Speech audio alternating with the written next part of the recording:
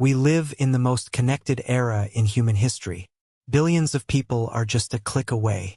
Social media lets us share our lives with hundreds, even thousands. And yet, loneliness has reached epidemic proportions. Studies show that rates of loneliness have doubled since the 1980s. How is this possible?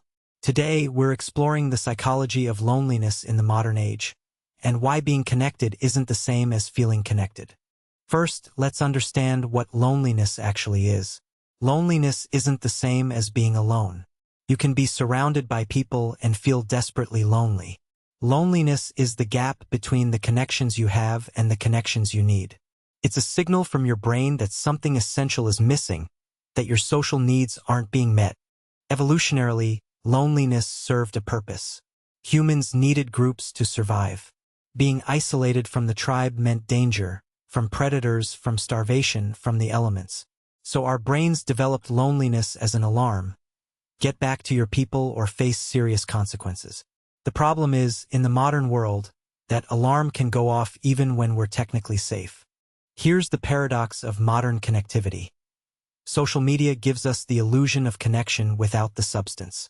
When you scroll through filtered photos and curated updates, you're seeing people's highlight reels, not their real lives. Comparing your messy reality to someone else's polished presentation makes you feel more isolated, not less. You think everyone else has what you're missing. Research has shown something crucial. Digital interactions don't fulfill our social needs the way face-to-face interactions do.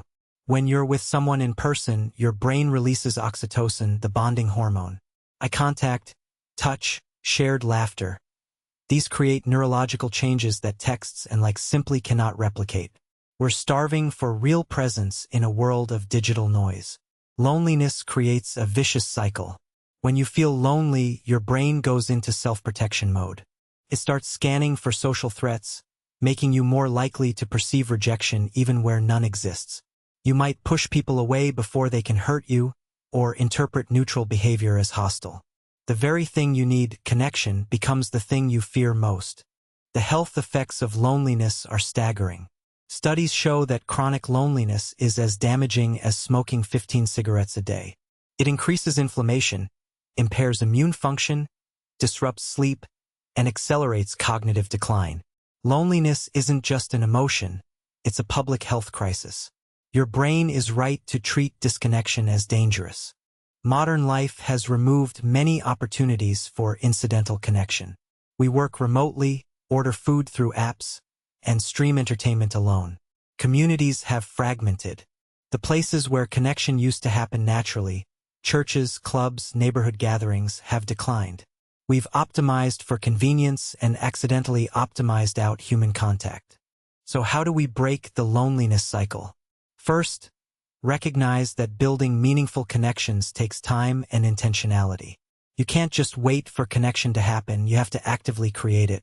This means showing up consistently, being vulnerable before it feels safe, and accepting that not every attempt will succeed. Connection is a skill that requires practice. Second, prioritize quality over quantity. Having 3 deep friendships is far more valuable than having 1,000 followers. Focus on relationships where you can be your real self, where conversations go beyond surface-level small talk. Ask yourself, who do I feel truly seen by?